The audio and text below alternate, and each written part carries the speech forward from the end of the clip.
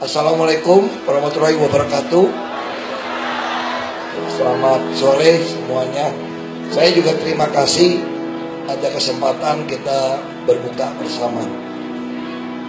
Tentu saja saya ingin sekali masjid, sekolah ini ada hubungannya. Saya dulu sekolah Islam SD sampai SMP. Guru saya suka bilang begini, ya istilahnya bahasa Arabnya gitu ya, aku masih ingat-ingat ya. Utbul ilma walau bisin, kira-kira gitu ya. Tuntutlah ilmu sampai ke negeri Cina, kira-kira gitu kan. Terus saya tanya, maksudnya apa Pak Guru? Katanya itu sekolah yang jauh. Nggak bisa, saya bilang. Kalau orang Cina yang Islam dekat, jadi nggak benar itu.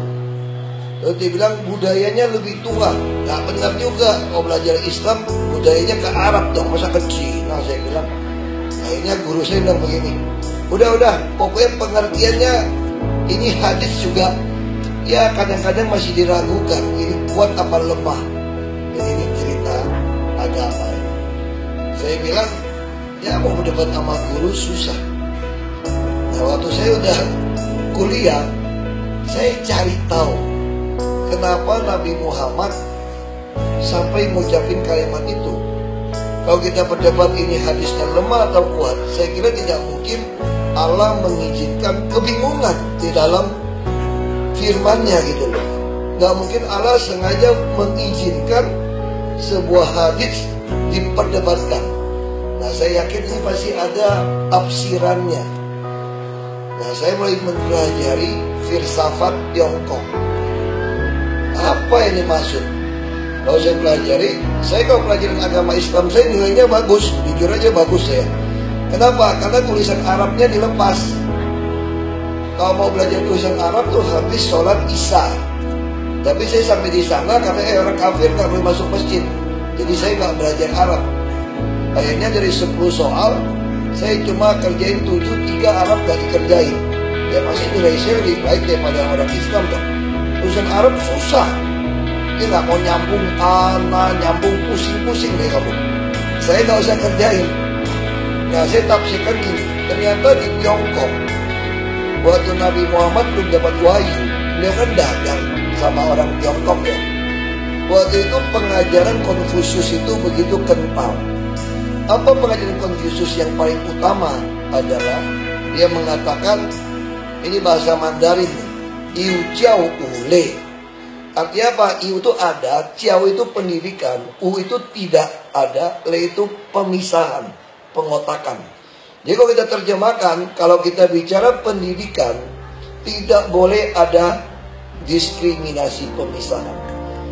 Jadi saya berpikir yang dimaksud Nabi Muhammad tuntut ilmu ke negeri Tiongkok, ke negeri Cina, itu bukan sekolah ke sana, tapi prinsip pendidikannya. Tidak boleh, kalau bicara ilmu, maka tidak boleh ada diskriminasi. Makanya dengan dasar itulah saya dengan Pak Jokowi begitu ngotot semua anak yang tidak mampu harus sekolah dengan mendapatkan kartu Jakarta Pintar. Nah kami ingin terus disisir anak mana yang tidak memiliki kartu Jakarta Pintar. Lalu tahun ini saya kalau di kampung dulu sekolah, almarhum bapak saya suka marahin saya begini. Tempat saya itu 93% Muslim. Saya masuk Trisakti, kalau bapak saya bayar uang kuliah pasti ngomel gini, udah kayak tape recorder, tiap kali datang puternya sama. Lu jangan sombong ya. Wah kayak gitu bapak saya, kamu jangan sombong ya. Di kampung kita banyak orang-orang lebih pintar daripada kamu, tau gak? Cuman nasibnya aja kurang baik, nggak jadi anak saya. Coba kalau anak saya pasti lebih pintar dari kamu. Kamu nih nggak pintar-pintar amat di sekolah yang benar. Memang saya nggak pintar-pintar banget. Saya itu nggak terlalu pintar, tapi saya juga nggak terlalu bodoh. Saya papan tengah, mainnya di tengah. Bapak saya selalu bilang begitu.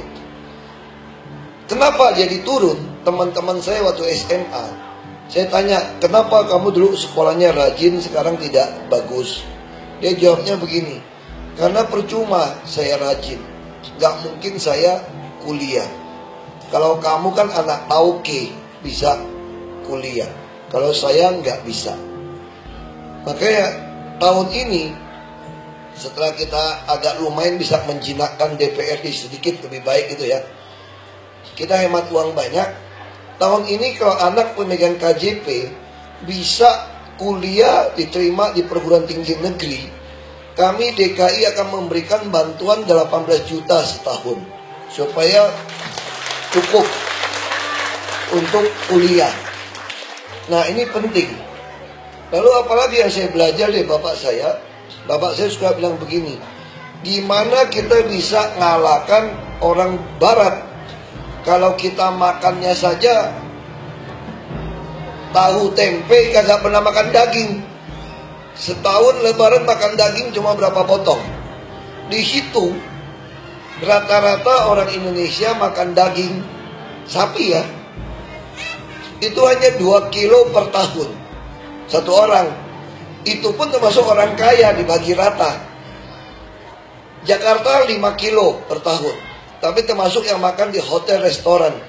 Jadi orang miskin mana ada 5 kilo per tahun. Orang Argentina 16 kilo per tahun rata-rata.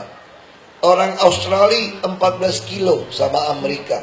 Kita hanya 5 kilo per tahun. Itu pun buat orang kaya. Nah, jadi kami lagi merancang program. Nanti anak pemegang KJP 1 bulan boleh beli sapi, daging sapi 1 kilo. Berarti setahun 12 kilo ya. Kalau dimakan mak bapaknya dicukai-cukai dikit masih 10 kilo lah. Masih sama dengan orang Eropa. Masih lebih tinggi daripada orang Malaysia 5,8 kilo. Tapi harga sapi kan 120 kilo. Ini beku 85.000, tetap berat ya. 85.000 ya berat juga ya. Nah, kami lagi mau buat program. Nanti kami jual hanya 39.000 sekilo untuk anak-anak yang pegang KJP, termasuk yang tinggal di rusun. Ayam 10.000 seekor. Kita lagi terus. Beras sudah baik, gula kami lagi coba, minyak goreng juga. Jadi kami ingin Bapak Ibu makanan harus baik buat anak-anak. Semua anak-anak masih sekolah. Lalu apa fungsi masjid? Ya tentu Bapak Ibu lebih tahu macam-macam. Tapi saya ingin kembali fungsi masjid seperti zaman Nabi Muhammad dulu. Dulu masjid itu betul-betul semua kegiatan, semua pelatihan itu di masjid. Sampai buat cerobong itu buat lihat rumah siapa yang berasap atau tidak dapurnya. Nah, hari ini kami membuat RPTRA, ruang publik terpadu ramah anak, untuk mengetahui dari janin sampai lansia apa kebutuhannya.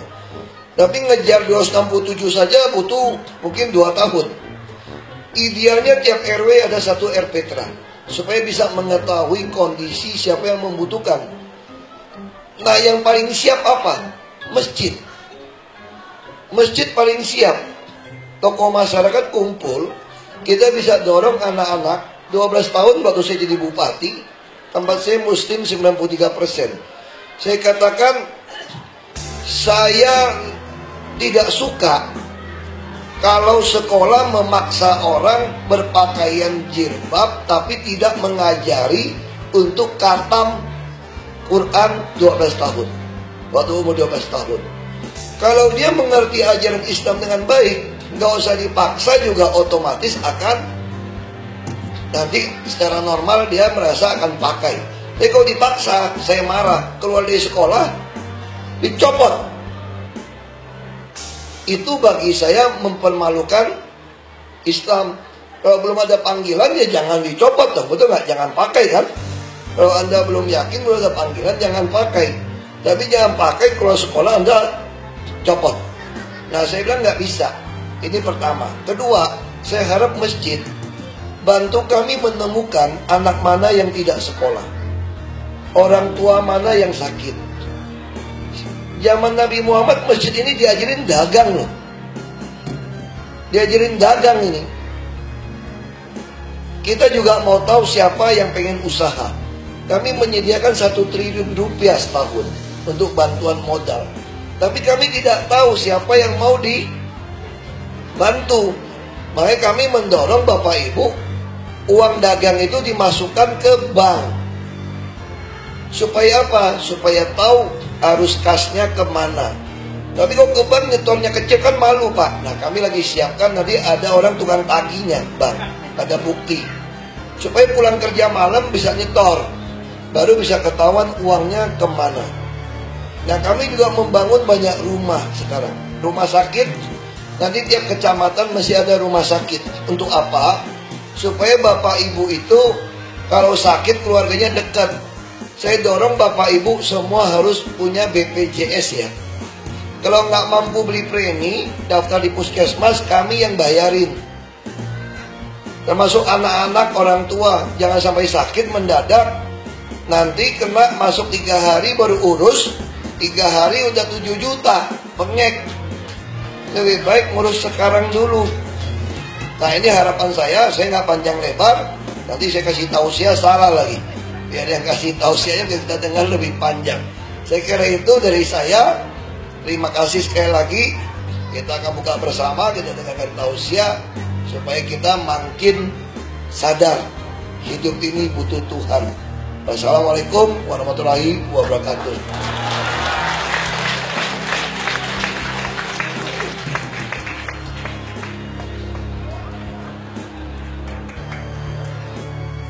Hadirin kaum muslimin wal muslimat yang dirahmati Allah Subhanahu wa taala, sambil menunggu azan maghrib, tausiah dan doa yang akan disampaikan oleh Kiai Haji Ahmad Basri dari MUI Jakarta Utara.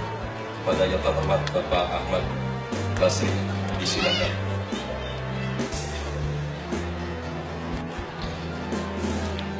Assalamualaikum warahmatullahi wabarakatuh.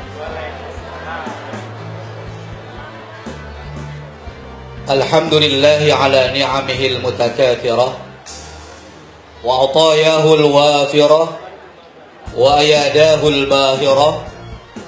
Wassalatu wassalamu ala sayyidina Muhammadinil qail ballighu anni walau ayah wa ala alihi wa sahbihi nujumil huda.